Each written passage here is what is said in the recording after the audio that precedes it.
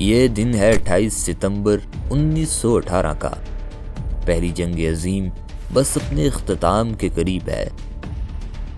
France کے شمال میں ایک گاؤں ہے مارکوئن۔ یہاں برطانیہ اور جرمن فوجوں کے درمیان ایک خوفناک لڑائی جاری ہے۔ اسی لڑائی کے دوران ایک جرمن سپاہی ایک برطانوی سپاہی کے نشانے پر آ گیا۔ اب یہ سپاہی برطانوی سپاہی کے رحم و کرم پر تھا۔ وہ چاہتا تو اسے چھوڑ دیتا یا اسے مار دیتا۔ ایک لمحے کے لیے جرمن سپاہی نے سوچا کہ وہ اب کبھی جرمنی دوبارہ نہیں دیکھ پائے گا، لیکن اسے غیر مسلح دیکھ کر برطانوی سپاہی نے جرمن سپاہی کو چھوڑ دیا اور اسے جانے کا اشارہ کیا۔ برطانوی سپاہی یہ نہیں جانتا تھا کہ جس سپاہی کو وہ چھوڑ رہا ہے یہی آگے چل کر دوسری جنگ عظیم کا باعث بنے گا، کیونکہ دوستو اس سپاہی کوئی اور نہیں بلکہ ایڈولف ہٹلر تھا۔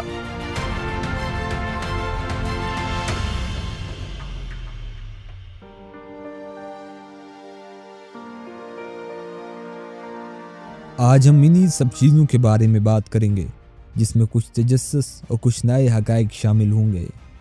دوستو میں ہوں محمد ابراہیم اور آپ دیکھ رہے ہیں ہمارا یوٹیوب چینل ہسٹری پلے بیک۔ اگر آپ نے ہمارے چینل کو سبسکرائب نہیں کیا تو جلدی سے سبسکرائب کریں۔ ہٹلر 20 اپریل 1879 کو آسٹریا کے ایک قصبے براؤنو میں پیدا ہوا۔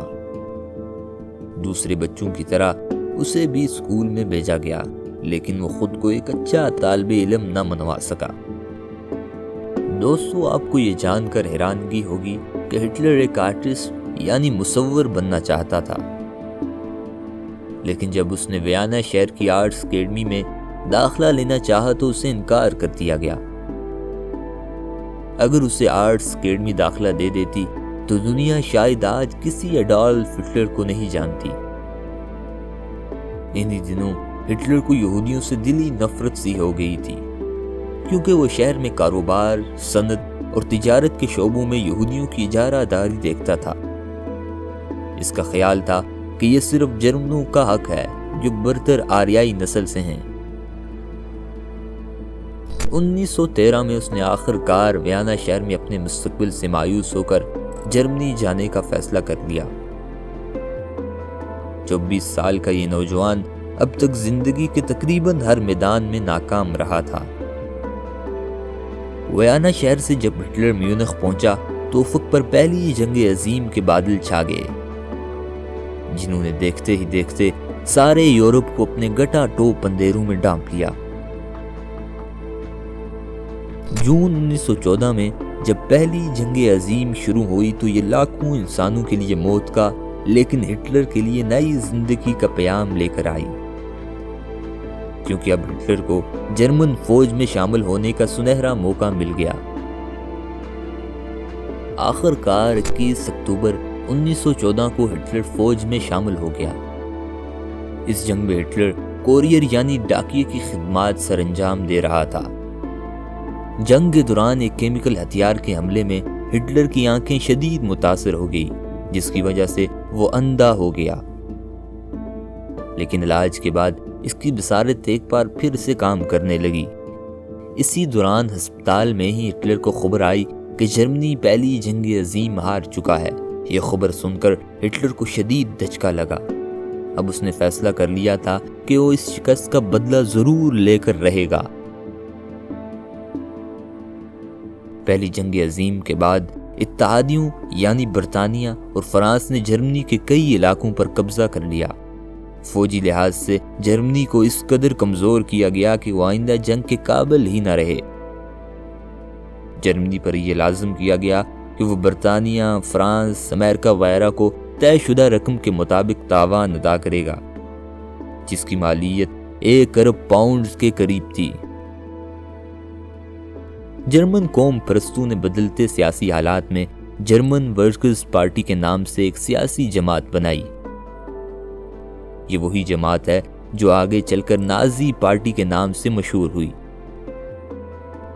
یہ پارٹی ہٹلر کی سیاسی توجہ کا مرکز بن گئی۔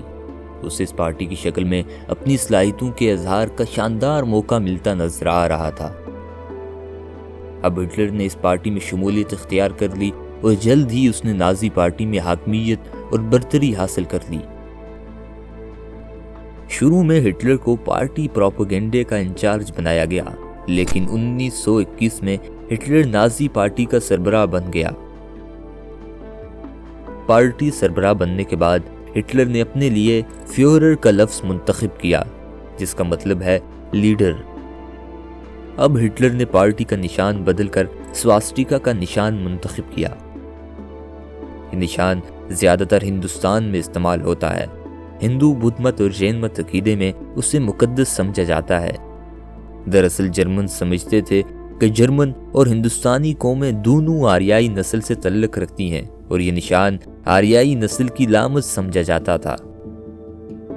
20ویں صدی کے آغاز میں اسے یورپ میں اچائی اور خوش قسمتی کی علامت سمجھا جاتا تھا، لیکن آگے چل کر خوش قسمتی کی علامت سمجھے جانے والا یہ نشان خوف اور تباہی کی علامت بن گیا۔ جنگ عظیم اول کے اختتام پر اتحادیوں نے جرمنی سے جنگی نقصان کے ازالے کے بدلے ایک بڑی رقم کا مطالبہ کیا۔ جب جرمنی اس رقم کا بندوبست نہ کر سکا تو فرانس اور بیلجیم نے جنوری 1933 میں مغربی جرمنی میں واقع روہر کے صنعتی علاقوں کی کوئلے کی کانوں پر قبضہ کر لیا۔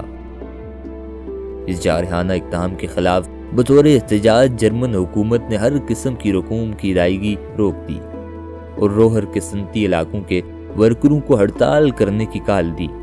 جب روہر کی صنعتوں پر کام کرنے والے مزدوروں نے اس کال کی وجہ سے کام کرنے سے انکار کر دیا تو ورکروں کو تنخواہوں کی ادائیگی کرنے اور صنعتوں کی بندش سے ہونے والے مالی نقصان کی تلافی کے لیے جرمن حکومت کو نئے کرنسی نوٹ کثیر تعداد میں چھاپنے پڑے۔ اتنی زیادہ تعداد میں کرنسی نوٹوں کی مارکیٹ میں آمد کی وجہ سے جرمن کرنسی اپنی ویلیو گنوا کر زمین پر آ گئی۔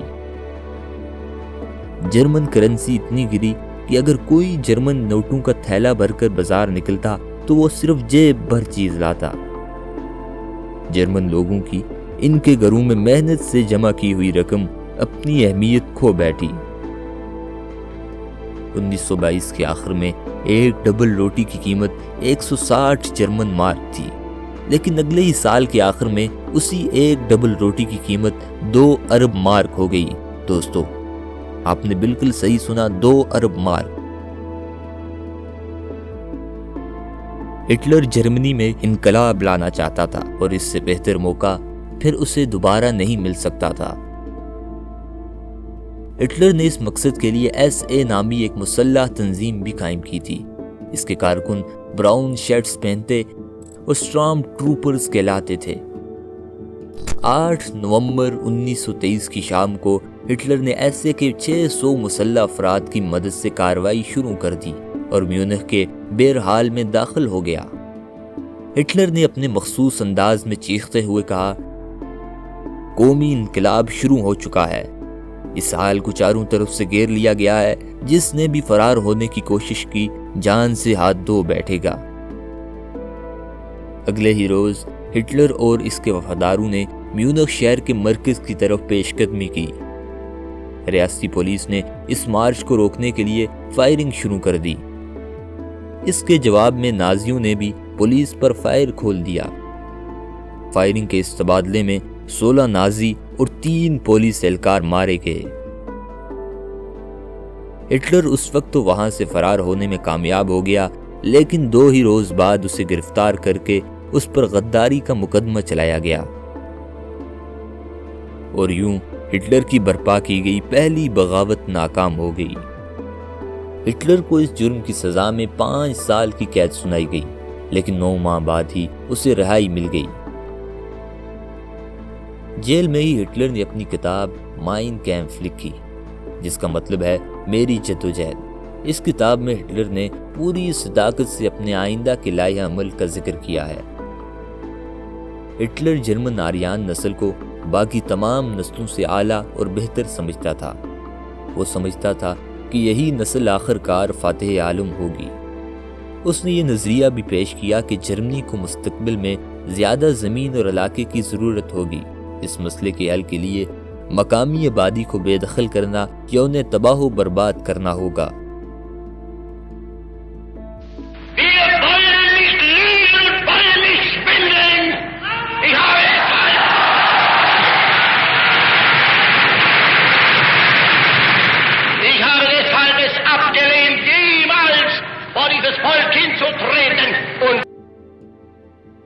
اگرچہ بغاوت ناکام ہو گئی تھی، لیکن سیاسی طور پر اس کا فائدہ ہٹلر کو پہنچا۔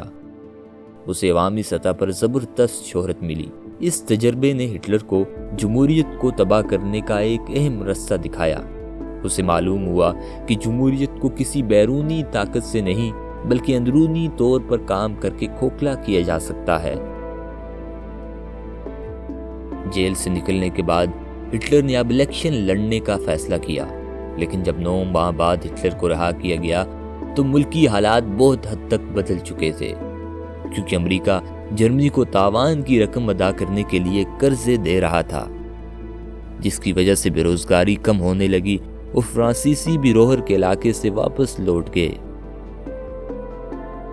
ان حالات میں جب ہٹلر نے الیکشن میں حصہ لینے کا فیصلہ کیا تو 1928 کے الیکشن میں نازی پارٹی کو 647 میں سے صرف 12 نشستیں حاصل ہوئی۔ لیکن پھر ایک ایسا واقعہ ہوا جس سے ہٹلر کی مقبولیت میں بے پناہ اضافہ ہو گیا۔ دوستو، یہ واقعہ کیا تھا اور ہٹلر جرمنی کا ڈکٹیٹر کیسے بنا؟ اور اگر آپ یہ بھی جاننا چاہتے ہیں کہ ہٹلر نے فرانس پر حملہ کیوں کیا تو ہٹلر کی اسی بایوگرافی کا اگلا پارٹ بھی دیکھیں۔